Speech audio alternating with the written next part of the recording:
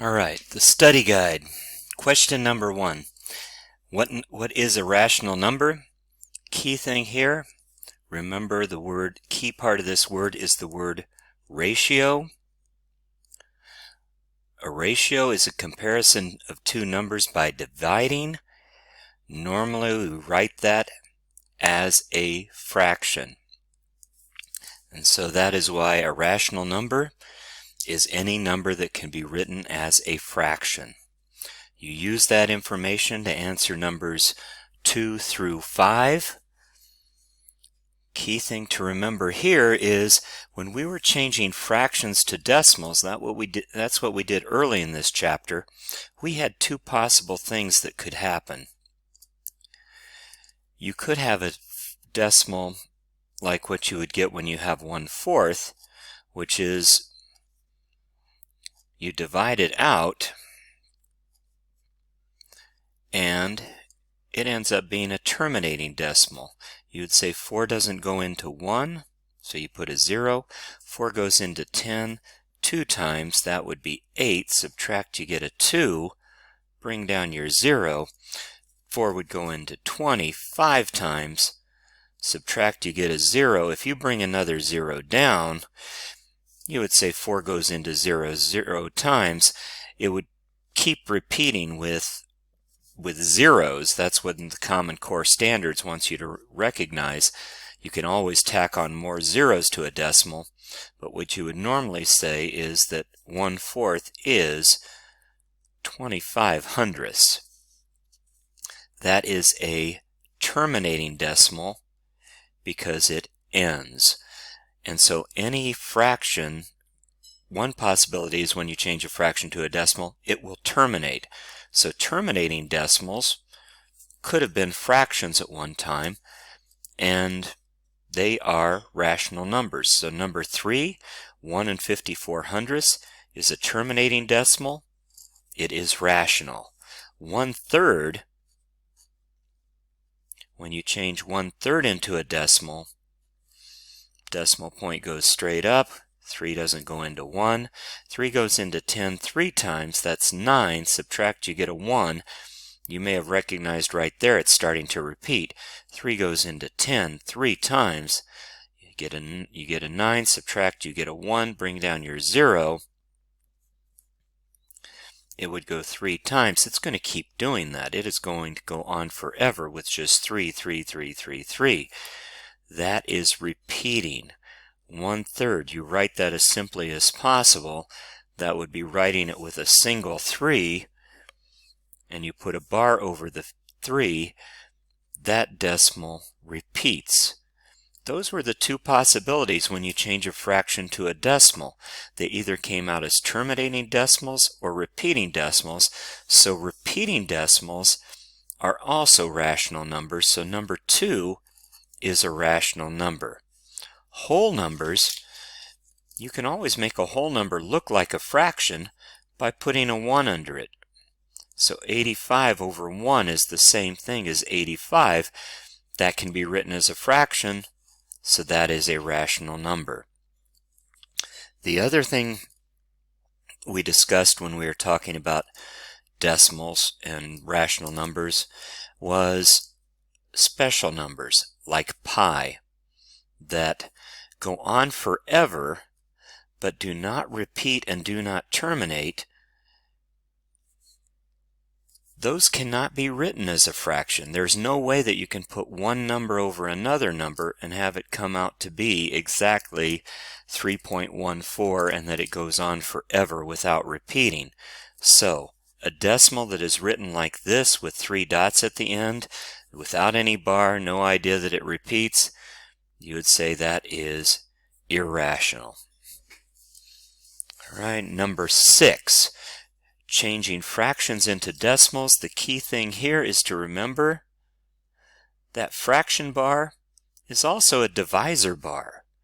So this is 7 divided by 8. 8 is the divisor. It goes on the outside of the division sign. 7 would go inside. Decimal point would go straight up. And you would say 8 doesn't go into 7, so you put a 0 above the 7. 8 goes into 70 8 times. 8 times 8 is 64. Subtract, you get a 6. Bring down your 0. 8 would go into 60 7 times. 7 times 8 is 56. Subtract, you get a 4.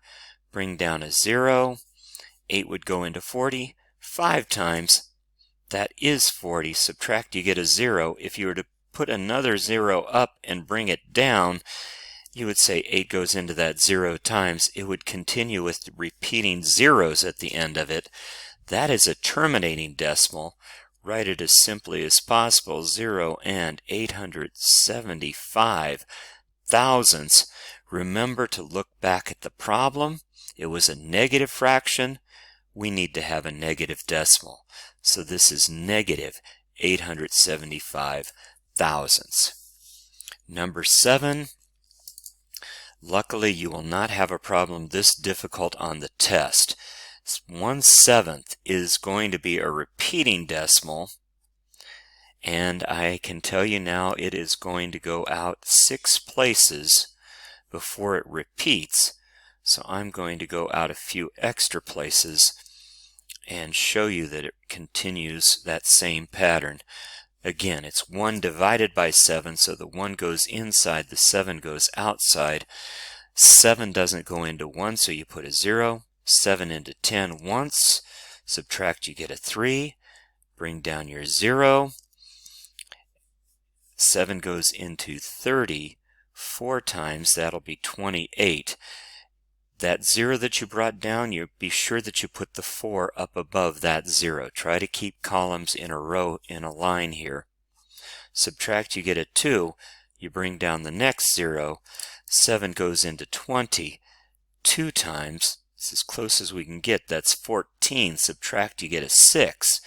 Bring down your next 0. 7 into 60. That is going to go 8 times. That is, again, 56. We bumped into that in one of the earlier problems. And subtract, you get a 4. Bring down your 0. 7 goes into 40. Closest we can get is 5 times. 5 times 7 is 35. Subtract, you get a 5. Bring down your 0. 7 goes into 50. Closest we can get is 7 times. That would be 7 times 7 is 49. Subtract, you get a 1. That's where it starts to repeat. So if I bring a 0 down, it's going to go only 1 time. Subtract, I'll get a 3. If I bring another 0 down, it is going to go 4 times. That will be 28. Okay, I'll stop there. Thing I want to remind you is write this as simply as possible. So as simply as possible, this is 0.142857. I don't need to put that next 1 because that is where it started repeating. That is written as simply as possible. You put a bar over the digits that are repeating, so the bar goes over all 6 of those digits. Again, look at the problem to make sure that was a positive fraction.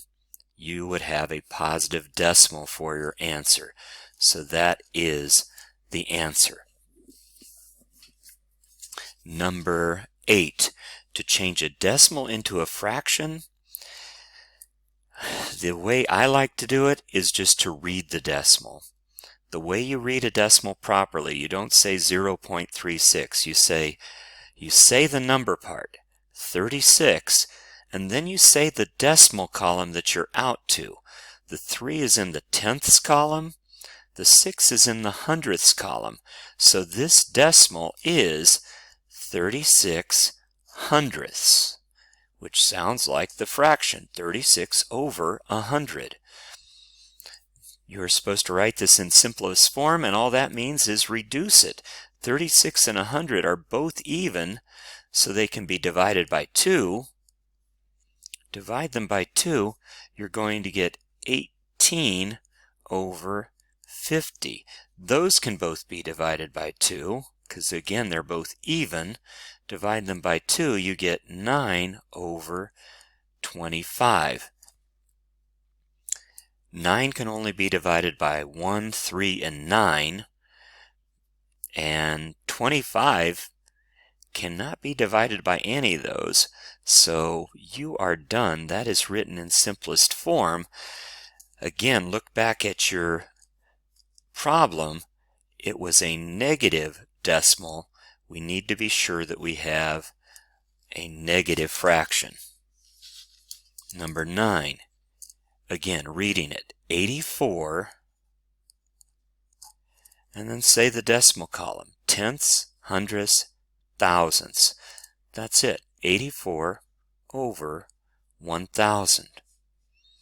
And reduce. Again, they're both even, so if you divide by 2, you're going to get 42 over 500. Divide by 2 again, because again, they are both even. They end with a 2 and a 0.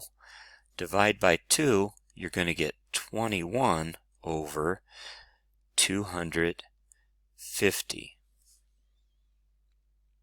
21 again can be divided by 3 and 7. 250 is not divisible by 3. It's not divisible by 7. It's mainly divisible by like 5 and 2 and 10. None of those divide evenly into 21. So you are done. You have simplified that completely. Your answer is 21 over 250. And again, it's a positive decimal. We need a positive fraction. Finally, 8 tenths. Again, sounds like a fraction. 8 over 10. And reduce that. They're both divisible by 2. And you're going to get 4/5. Again, looking back at the problem, it's a negative decimal. Be sure you have a negative sign on your answer. All right, so negative 4/5.